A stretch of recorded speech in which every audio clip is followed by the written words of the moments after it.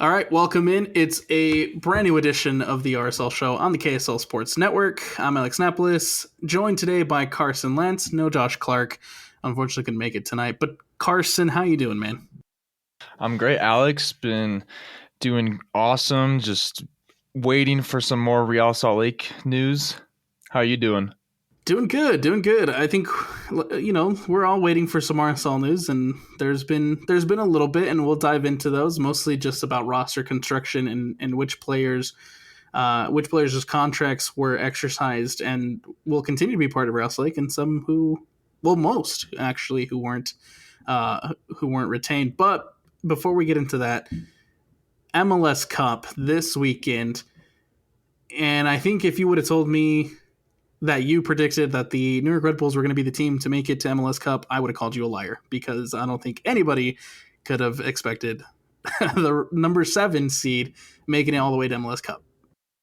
Yeah, I think the Red Bulls have just kind of come out of nowhere towards the end of the season and have surprised a lot of people.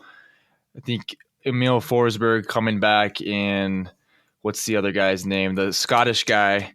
Morgan. I'm blinking. Yeah, Lewis Morgan, like being healthy, has helped them a lot, pushing them forward and making that playoff run with like beating Columbus and who else did they beat? They beat their rivals, New York City FC, which was a great game, by the way. If you didn't catch that one, make sure to go watch the highlights. But then they make the final, and they're playing, the top dogs right now. I think everyone's expecting LA Galaxy to win this one, but don't count out the Red Bulls. I think the Red Bulls are just a team that got hot at the perfect time, right? Yeah.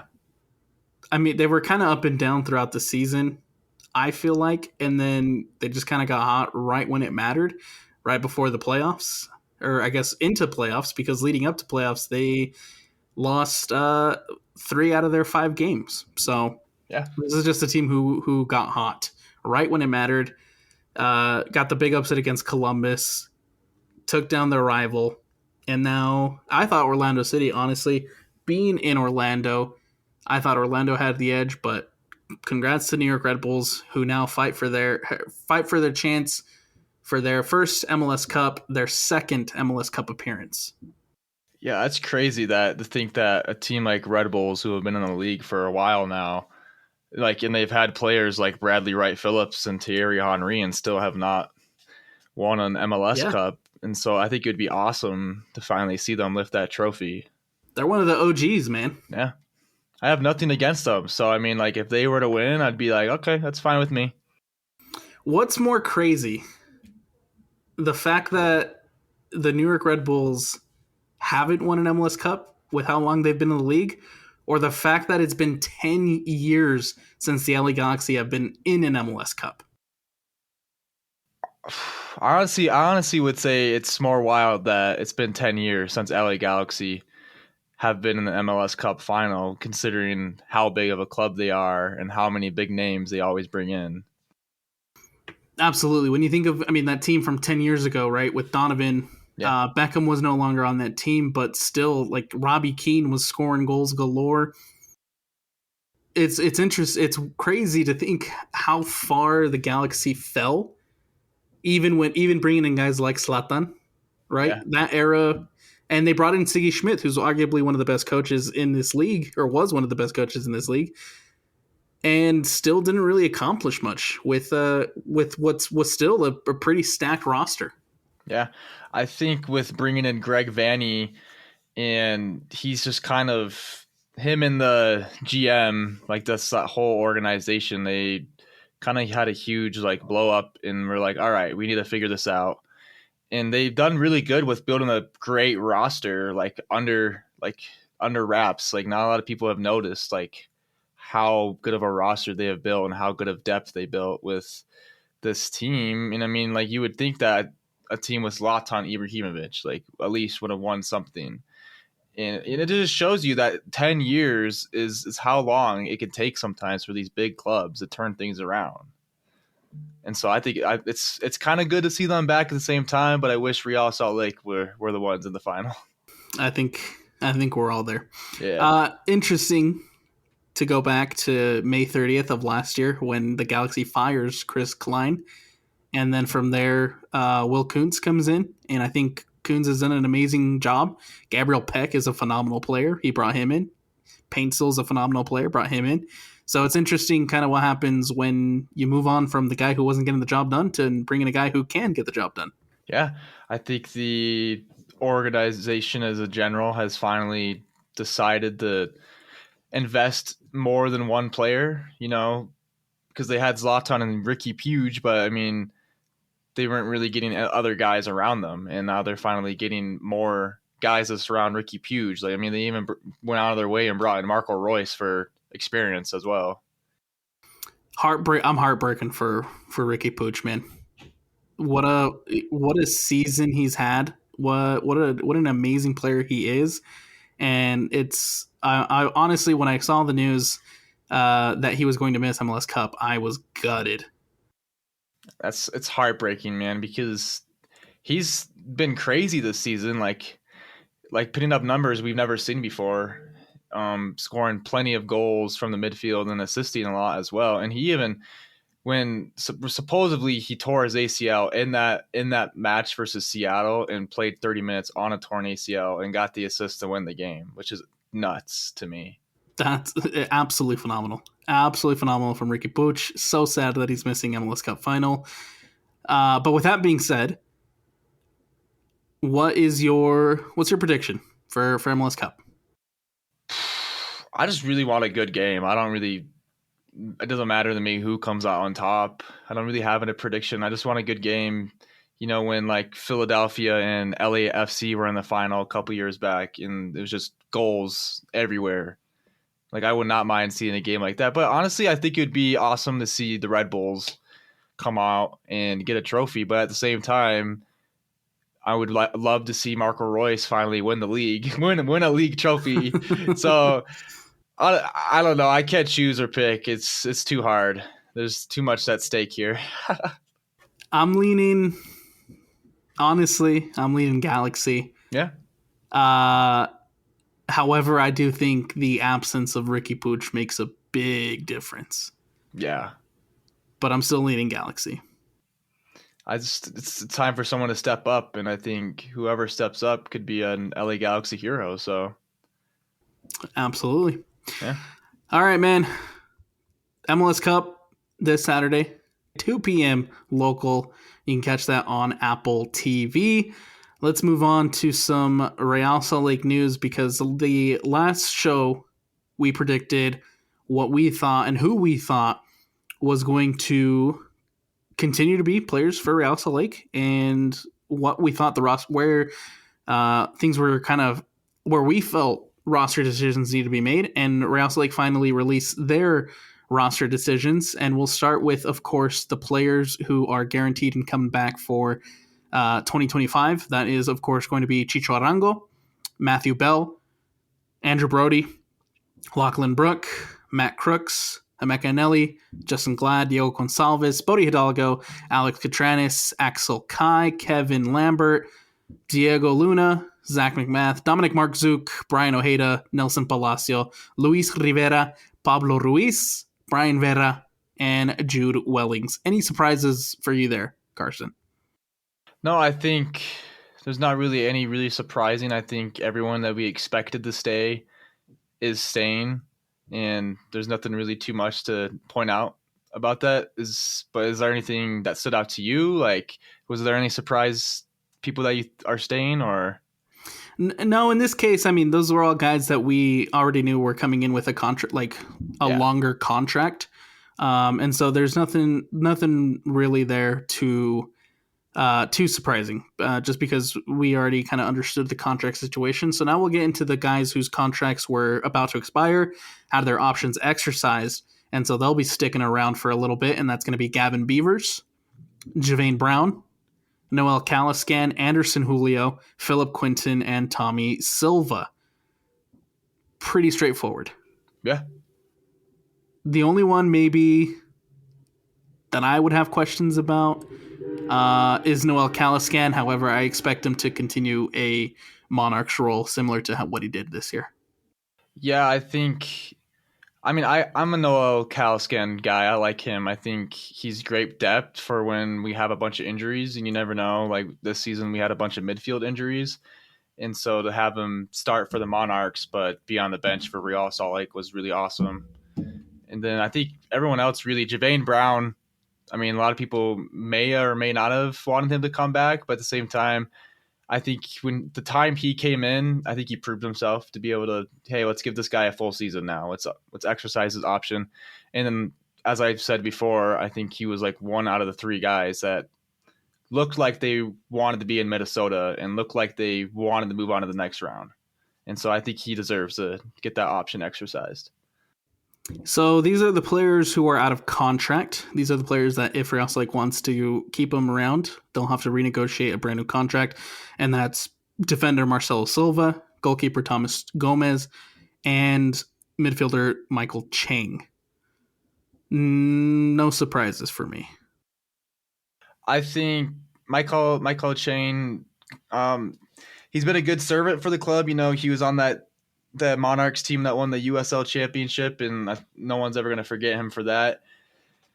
I think it's just time to let the younger guys get playing time, and you know, Chang's not getting any younger, and he's just going to keep getting older. And I think it's time to let some younger players take those minutes. Marcelo Silva, club legend, kind of club legend. Like he was captain for a second. Very experienced. Definitely a fan favorite. Yeah. Like I never had a problem with Marcelo Silva. I always liked Marcelo Silva. I think he just got unlucky with his injury that he had this last season, and unfortunate he's now out of contract. I wouldn't be surprised to see maybe he comes back on like a lower salary and short-term contract, maybe just to bring that veteran presence, but that's really about it. Yeah, so these, like you were mentioning, these are guys who can still be renegotiated with and potentially stay here, but as of right now, they are free agents. They don't have contract. I don't expect Michael Chang to be in that conversation, and maybe Marcelo, but who knows? I think that with kind of his reaction on Instagram, I think we've seen the end of Marcelo Silva, which is sad, but a necessary move for Real Salt Lake, I feel. Yeah. Now here's kind of where here's where a couple surprises were thrown my way. And so these are the players who had a team option. Basically, they could be picked up for another season on their final year of their contract, or they could part ways right here, have their option declined, and be out of contract. So these are the players whose options were declined. And we'll start with Eric Holt, Bertine Jacqueson, Benji Michel, Kevin Bonilla, Hasiel Orozco, Elijah Paul, Delence Pierre, Rubio Rubin, and maybe potentially Zach Farnsworth. Seems like conversations are ongoing. Still don't know where Farnsworth ends up, but we'll throw him onto this list for the time being. Surprises for me in this one. I would say I feel like every option that was declined makes sense to me. I think the only one that I really could be like, was probably Kevin Bonilla. I mean, we drafted him last season, came from Portland University, right back, and then unfortunately versus Toronto FC in the preseason, he tore his ACL, and you know he's just out all season, and I think it sucks that he's going to be out, like gone, but I really was excited to see him. He's a short right back, super fast, and that's what we needed was a new right back, and it's really just. But I mean, hey, with some of these guys leaving, doesn't mean some new guys might be coming in. So who knows? I'm right there with you on Kevin Bonilla. I remember having conversations with and hearing conversations from Mastroeni in the preseason, and I had conversations within people in the club, and everybody was really high on Kevin Bonilla. Everybody, the coaching staff, people within the organization, people had a lot of hope and really liked the promise of Kevin Bonilla. And so I found it interesting that, one, he never got the opportunity because of the unfortunate season-ending injury. And and I found it. I thought it was interesting that because of all that, and he still declined. We never Yeah. really saw Kevin Bonilla or what he could do. I thought, maybe a year in the Monarchs would have been really well for him, Mm-hmm. but here we are, a year later. Played maybe 20 minutes, and unfortunately got injured, and then Yeah. just never really saw Bonilla. Super unlucky. But with that, if he would have had Monarchs minutes, that came with the rise of Gio Villa, Aiden Herzakani. A lot of these young guys took the opportunity of those Monarchs minutes, and I think that made the organization kind of go, all right, well, we see what these kids are made of. Maybe we don't need Kevin Bonilla as much as we did when we drafted him. The other ones on the list, pretty straightforward. I don't think there's too many surprises. Gutted though about Jaziel Orozco. Yeah, I think started a couple times when Freddie Juarez was around. That's when he kind of had his rise, and then just kind of never really made it back. Played with the Monarchs a lot this past season. Was on loan in Northern Ireland at Larney. Fans loved him there. I think a lot of RSL fans were hoping he would come back and just get first team minutes right away, but never really planned the way he wanted it to, it seemed like. A lot of promise for in Hazi. Disappointed because I thought that I thought he would be. I wanted him to be an RSL legend forever, but here we are. He potentially has the opportunity to move on. And why is that? Why do you what do you like? Why do you like him so much though? Like, what do you see in him? He reminded me a lot of a younger Marcelo Silva, Okay. just without the veteran bite that Marcelo brought. Okay. Right? He very much had in my eyes, I thought he had kind of the build and the technical ability to kind of be the new tanque, then right? That's what Yeah. they called Marcelo, and I saw that for Jaziel Orozco, so that's a little bit why I'm a little bit bummed to see him go. But for all these guys, I hope they all have the possibility to continue their careers and Yeah. continue playing elsewhere. But for now, Real Salt Lake moves on without them, and so that opens up, like you mentioned, Carson, a lot of holes on the roster for Real Salt Lake to start kind of building up. Yeah. I think there's a lot of positions here. Let's go into this. What positions do you expect to be filled like this coming off season? There's a lot of players on the defensive side of the ball that are no longer with us. Yes. And so defense is going to be the biggest key for me. Okay. Obviously, we just mentioned Marcelo, Kevin Bonilla, Eric Holtz, Jaziel Orozco, Delens Pierre, who was also on the list. Those all defense. Zach Farnsworth, another defender. That's 6 defenders there who potentially are moving on, or I guess are in this case moving on, with their options declined or being out of contract. So there is a lot of holes on the back line that need to be filled, and so that's the obvious answer is, hey, we need to rebuild that defense. Yeah. I think I think it was during the season we spent a lot of money on rebuilding up the offense, and I think the defense was overlooked a little bit. I mean, we got Philip Quinton in to cover some depth, and he did awesome. That's why he had his option picked up. But I really expect us to go after a third goalkeeper to challenge with Beavers and McMath, because we haven't really touched in on this. Fernando Delgado, Monarchs goalkeeper, recently transferred to Birmingham Legion, Yep. in the In USL, the USL, and yep. so he's gone, and so now that kind of leaves that third goalkeeper spot open, and let's see what the organization does with that. And I see us going after a third striker for just depth, not someone super good, just someone that can come in for when Chicho or Anderson Julio's not like healthy. And then I really expect us to go for just maybe one center back, one right back, and maybe a left winger. Yes, I was about to say there was a lot of depth on the wing towards the end of the season, but now losing Michael Chang, losing Benji Michel, not the craziest of minutes, but I mean, there were depth and they came on. And so I expect a little bit more help in the attack as far as wingers go. I would like to see a third striker who can complement Chicho and Anderson Julio. I think that would be phenomenal. I don't necessarily see that as an area of need. However, it's a very much a want for me. But the glaring need for me is the defense. And I think that's something that will be addressed this offseason.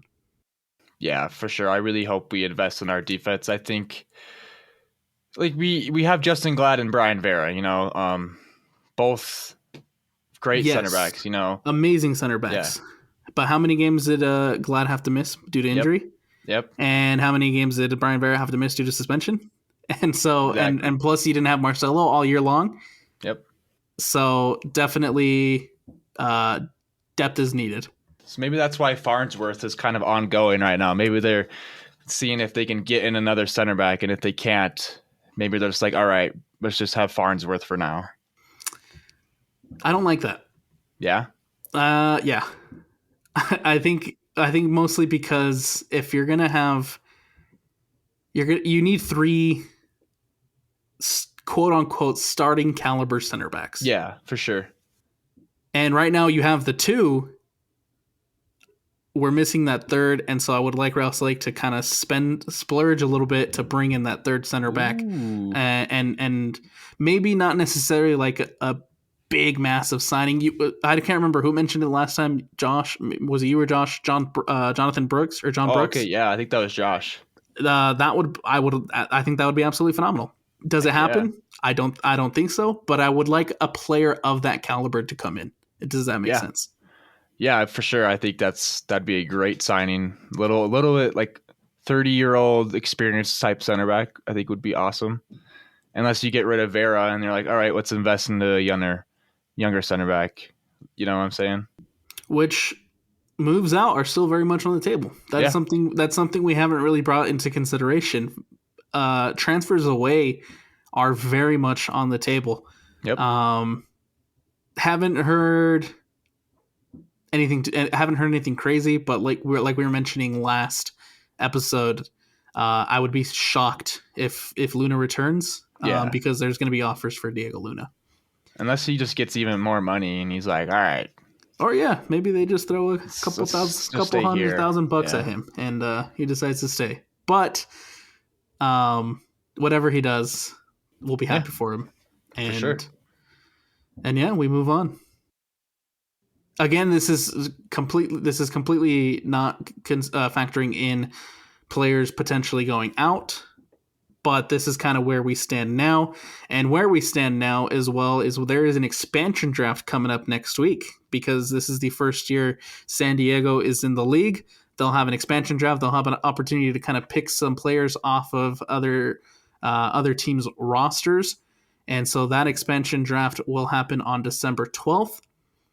So we're going to kind of look at what we have now as far as this Real Salt Lake roster and take a look potentially at which players we want to see protected, we think will be protected, and which players we think will not be protected and will potentially have the opportunity to be picked by San Diego. And so we'll go through and pick our 12 players and see kind of where we stand on who should be protected. And so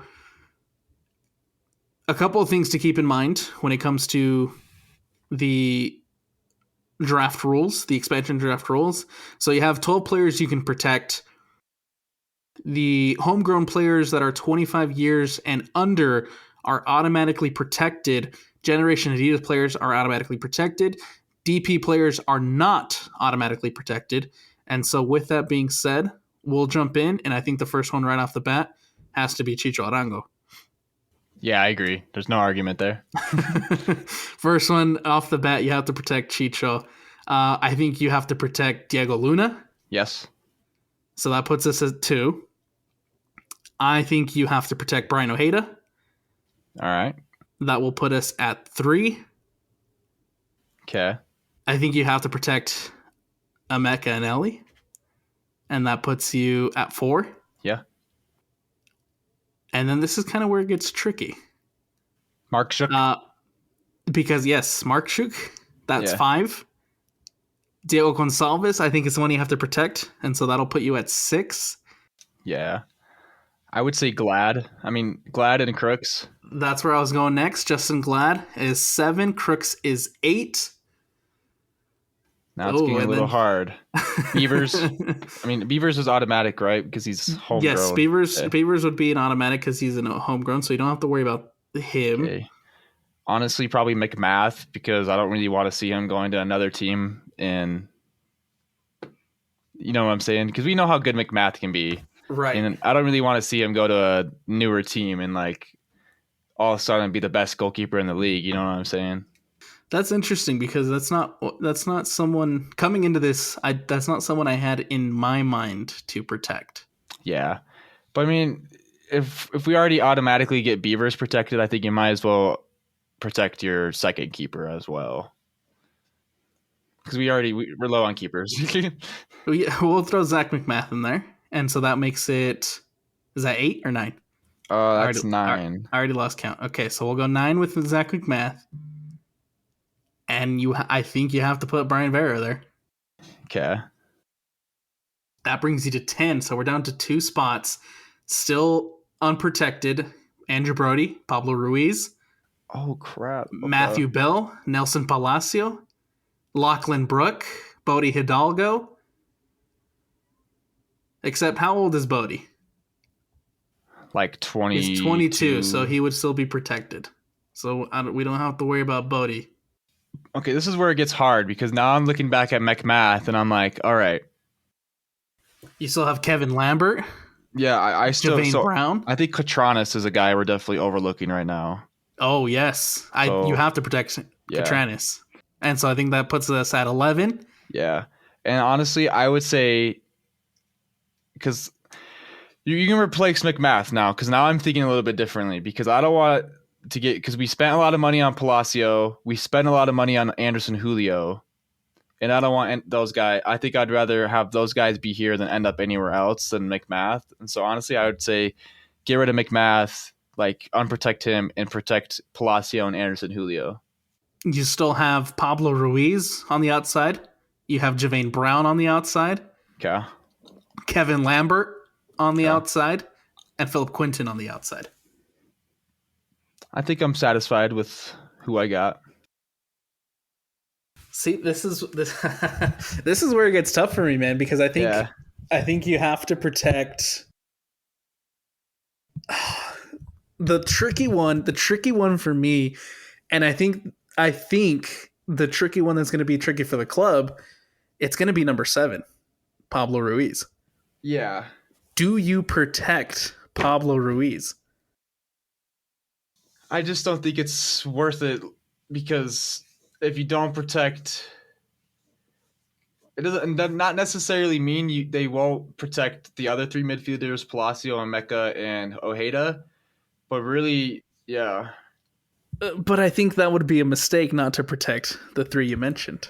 Yeah, I think it would. And so, I mean, just because you pick those guys up doesn't mean you still can't get Ruiz, but that means like someone else is going to have to miss out. And I think everyone else we have already picked played a crucial role in last season, you know, and I just think it would be, it's hard because with injuries, you know, we already spoke about this with Bonilla and Marcelo Silva. Right. I mean, Marcelo Silva's old and kind of like got to miss that like farewell season, and then Bonilla just never got his shot. Like we already know how good Pablo Ruiz can be, but he's down 2 knees now. That's right. And he's not. It's crazy to think about. Like he's the same age as Emeka and Nelly. That is kind of crazy to think about, considering he's been here forever. Yeah, but this is the argument I had with someone about this, and I said, yeah, they're the same age, but Emeka and Nelly is also two less knee injuries than Pablo Ruiz does. And I think it kind of goes back to a conversation we had last week where who knows where Pablo Ruiz is physically? Who knows where he is technically, because I mean, there's only so much you can do when you're playing and training on the sideline, right? There's a lot of game elements that you can't replicate when you're coming back from injury and you're trying to get back to full fitness. So who knows where Pablo Ruiz is? But an interesting one too is what do you do with Javane Brown? Because he's one of the guys that on this list we had on the outside looking in, and we're talking about rebuilding the defense. But I thought Javane Brown did a job, and I thought he looked well doing that job. Yeah, but would he? That's like where he gets to the question: would we rather lose like Vera or Glad and keep Brown? I think Brown did perfect at the end of the season, but is it worth losing some of our big money guys over Brown? Right. And I think in this situation, if you leave a Justin Glad or a Brian Vera unprotected, they're going to get swooped up. Oh yeah. Yeah. Sure. There's no doubt. There's starting caliber center backs in Major League Soccer, right? Especially, I feel like if Real Salt Lake were to leave Justin Glad unprotected, he's going to get picked. We're talking about Brown, but I think someone we haven't even mentioned yet is Lachlan Brook. Yes, and where does see? Oh my goodness! This is why I can't be a GM. It's too much decisions, man. These are tough decisions. It really all goes down to we didn't have Lachlan on our list, did we? No, we didn't. No. Wow. Okay. Well. So it's like you look back at it, and it's like I have a list right here, and I'm just like, oh. But then you got to go look back at it. I know San Diego already has Chucky Lozano coming, and I know they have Alex Mighton coming. I think they have Milan Alowski coming in, and I know they have like 3 or 4 more guys coming in. So it's like, who does San Diego already have that they need? So, and they don't really have to draft people from this. You know what I'm saying? Right. And if you do leave, I guess the question is, if you leave Lachlan Brook unprotected and you leave him up for potentially get picked by San Diego, is there enough tape? Is there enough scouting on Lachlan Brook for San Diego to be like, hey, this is a guy who didn't really play too many minutes in Major League Soccer last year, but we see enough in him that we'd like to bring him on as a depth piece. Yeah. Because his sample size in Major League Soccer is very limited. So definitely, like, most likely someone's probably going to be gone from this team that San Diego might swoop up. And honestly, I wouldn't be surprised if that name is Pablo Ruiz. If we don't protect him. That breaks my heart, Carson. That breaks my heart, but but I mean, hey, if he goes, because like right now where I'm at is like I don't see him getting much playing time. Like where we are right now, like Pablo Ruiz comes back, is fully healthy and ready to go. I don't see him playing that much because how much money did we spend on Nelson Palacio? I can't remember the number off the top of my head, but it was 6 million. It was a good a good amount, maybe in the threes. Okay. It was a good amount. But then that's where the conversation comes again, is like who's going to be sold. And so it's all these. There's so many situations that could happen here that we're not considering. I love these conversations because it just gets the brain turning. It gets the brain juices flowing. It gets you thinking as to what might happen, what could happen. Yeah. The good thing for Real Salt Lake though is the expansion draft rules state that if one player is picked from Real Salt Lake, San Diego can't pick another one from the same club. Oh, okay. So if that's the good news. So if you potentially run the risk, based on our list, you potentially run the risk of leaving Pablo out. You run the risk of leaving Javane Brown out, Kevin Lambert out, Lachlan Brook out. But if one of those get picked, you don't have to worry about them picking another one because they can't. You can only pick the one. So basically, from what I'm hearing from our list, is that if San Diego really wanted a player from RSL, it'd come down to Lachlan Brook and Pablo Ruiz. Yeah, I could.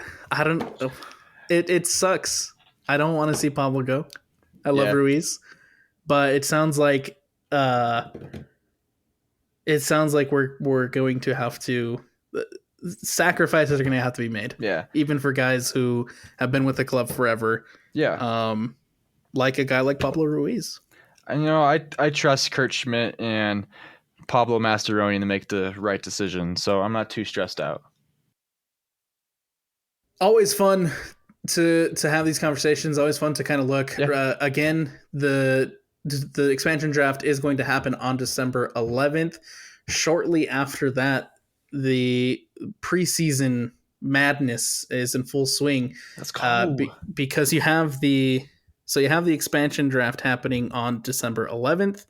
There's also going to be a scouting combine that happens, a college super draft scouting combine that happens next week, as well as teams get ready for the super draft on December 20th. So we'll see what Real Salt Lake decides, who Real Salt Lake decides to pick in the super draft, and those players coming out from the college draft. Also, free agency opens up on the 13th. As well as the reentry drafts happening shortly after that. And so we'll have more of an idea of who's going to be on the roster, what's going to happen here in the coming weeks. But the expansion draft, the lists of the protected players comes out, or should be out, on December 10th, and the expansion draft happening on December 11th. Those are the next things on the calendar. Carson, I think we're going to wrap this one up, man. Is there anything else you want to throw out there, you want to say, you want to get it out into the universe before we wrap this one up? I just think RSL fans, stay patient. I have a feeling, the season's approaching quicker than we thought it would.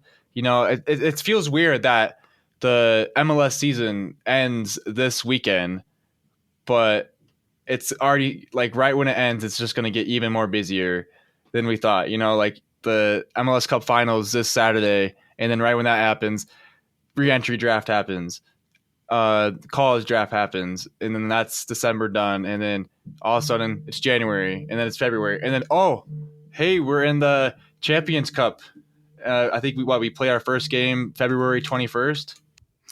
Yep, and don't forget, actually, you bring up a really good point. Do not forget, Real Salt Lake's opponent will be determined on December 10th as well.